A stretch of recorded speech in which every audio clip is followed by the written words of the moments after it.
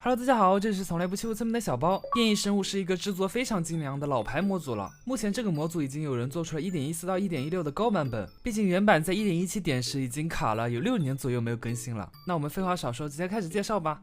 模组中的变异生物有可能会在自然条件下以非常小的概率生成，或者我们也可以通过在炼药台中炼制药水来让原版的生物进行转化。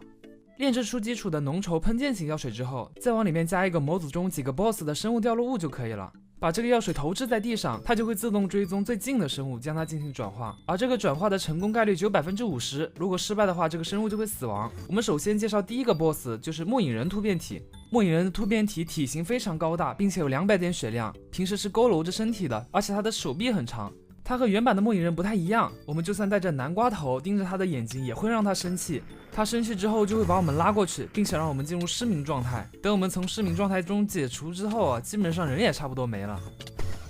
接下来给大家展示它的几种攻击方式。第一种是它会伸出4只手臂，使用其中的1只对玩家进行攻击。第二种是召唤出8个末影人灵魂仆从，并且自己也混在这些灵魂仆从当中，对目标生物发起攻击。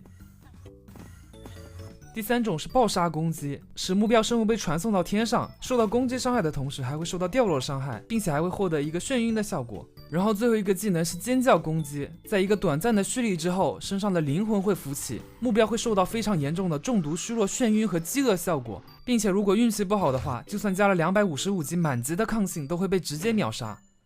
而这个末影人变异体被击败之后，它就会爆炸，对周围造成爆炸伤害，并且会丢落很多末影之眼和末影珍珠，还有一些身上的灵魂碎片。我们可以捡起这些灵魂碎片，等它的爆炸结束之后，丢出去一个末影之眼。根据我们捕获的灵魂碎片数量，会给我们提供不同耐久度的末影之手，每一个碎片会提供60点耐久。我们可以使用这个末影之手捡起地上的方块，将它拿在手中，然后右键一下投掷出去，可以对生物造成每下4点伤害。而在我们蹲下之后右键可以进行一次半径在128格之内的瞬移，不过每次会消耗4点耐久度。第二个 BOSS 是骷髅的变异体，这个骷髅变异体就像骷髅王一样非常大只。骷髅变异体的主要攻击方式是发射弓箭，弓箭可以穿透生物，并且会随机造成一系列的负面效果。当骷髅在攻击的时候受到伤害，它的准头就会降低。而当有玩家靠近这个骷髅的时候，骷髅会使用2种攻击方式将玩家给弹开，从而保持对他有利的攻击距离。在夜晚的时候，这个骷髅 BOSS 还会不停的回血，所以我们最好还是在白天将他击败。他被击败之后会直接解体，身上的骨头会掉一地，我们可以将这些骨头给捡起来，然后经过一系列的合成，可以合成一套骷髅变异体的套装。穿着这个套装，我们可以获得跳跃提升，还有移速加成，并且我们在射箭的时候，如果跳起来射的话，可以造成很高的额外伤害。第三个是僵尸变异体，这个变异体就算大家没有玩过，应该也在很多地方看到过了吧。它的普通攻击是锤击地面，造成范围的高额伤害，还有一种攻击方式是将敌人击飞到空中，然后跳起来将敌人给锤下去。而它被其他的生物击败之后会倒在地上，但它并不会马上死亡，它有总共3次复活机会，每次复活会获得40点血量值。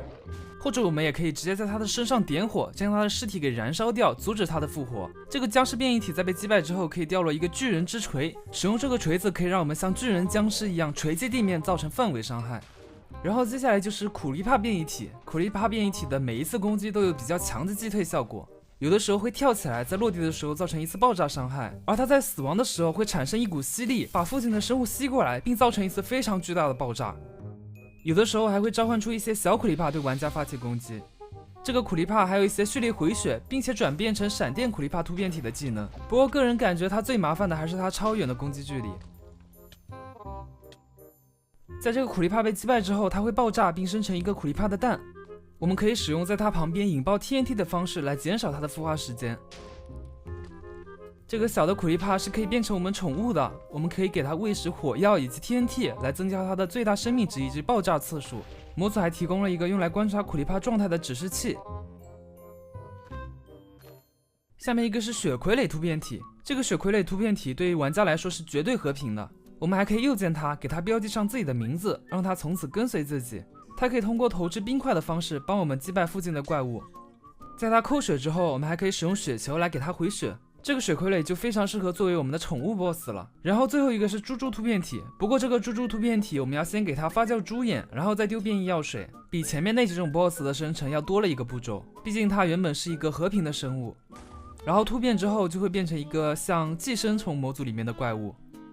这个猪猪突变体有猪猪的所有能力，在攻击的时候有可能会放出蜘蛛网，并且移动速度超快，而且还会爬墙。它会对附近的任何猪或者蜘蛛发起攻击，这些猪或者蜘蛛被击败之后也会发生变异。而如果它在血量低于8点的时候击败了我们的苦力怕宠物，它就会被我们驯服。驯服成功之后，给它一个安，我们就可以骑着它到处移动。不过它并不能跳跃，它的蓄力是发起一次冲刺攻击。OK， 那么以上就是本期视频要介绍的全部突变生物了。这也是一个很老牌的模组了，不过一直有人催我要做，所以今天就来介绍一下。那么我是小包，我们下期视频再见吧，拜拜。